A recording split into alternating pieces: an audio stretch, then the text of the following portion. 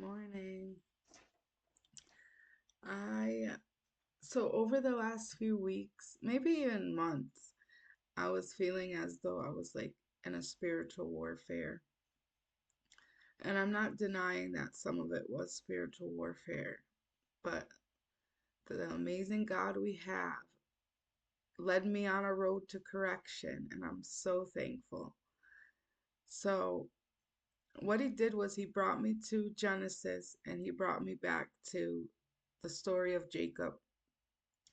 So I'll give you a little background on. So Jacob and Esau are the twins from Isaac, who is Abraham's promised son, and Rebecca. First twins in the Bible, and even in their womb, it was a struggle. It was a fight.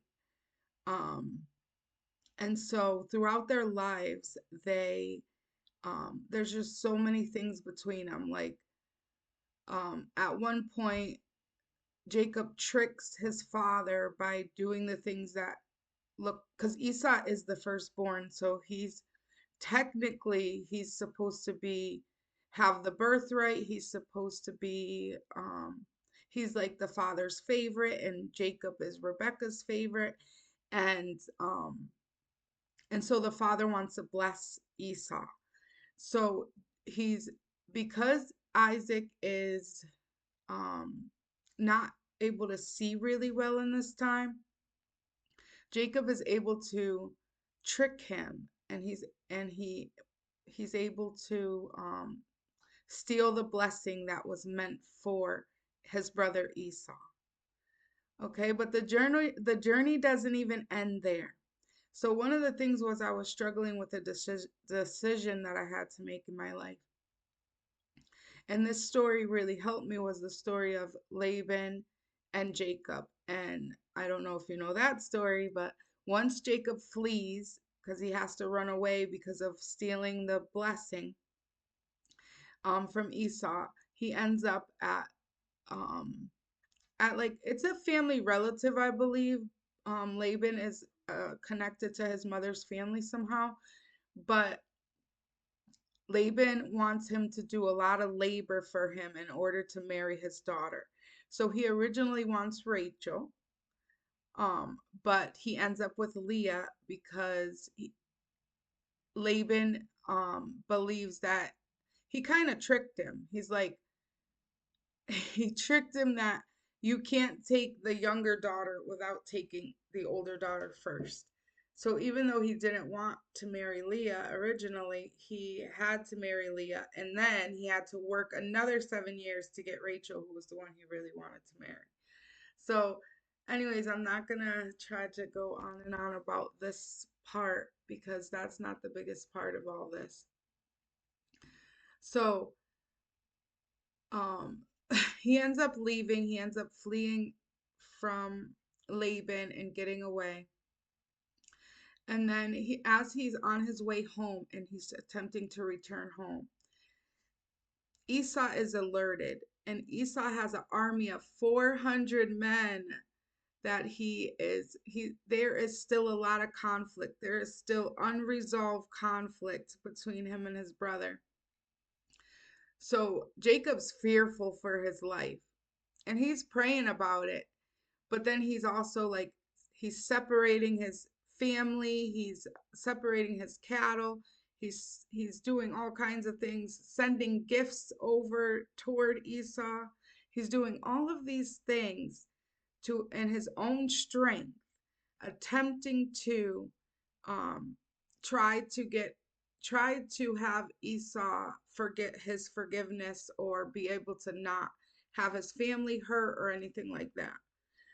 But in the interim of all of this, an angel of God comes down and begins to wrestle Jacob.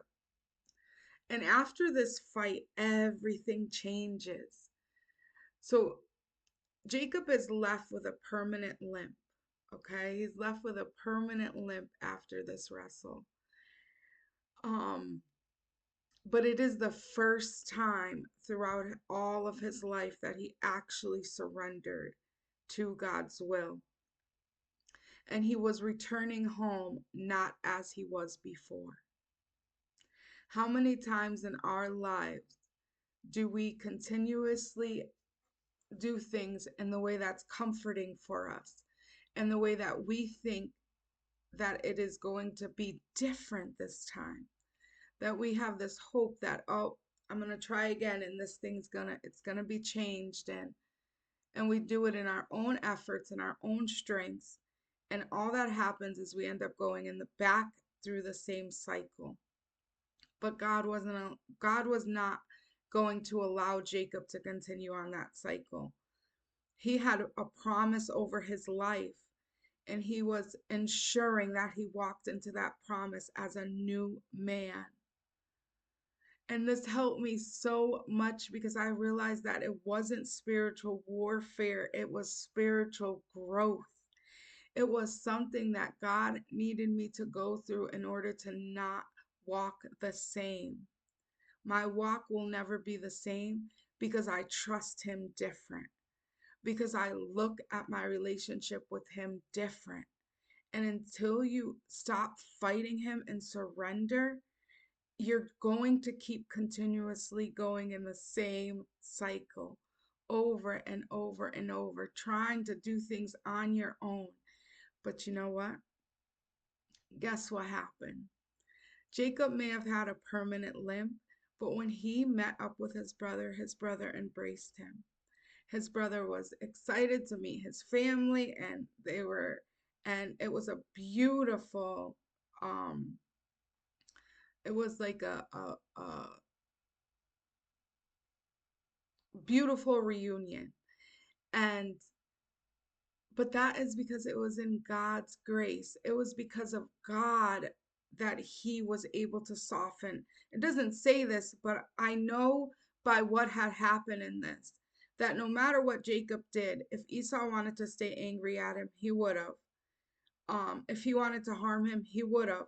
But God is the one who stepped in and allowed that reunion to be different. Give it to God. Surrender to Him. Allow Him to change your life. I love you. God loves you. And I hope to see you in heaven someday.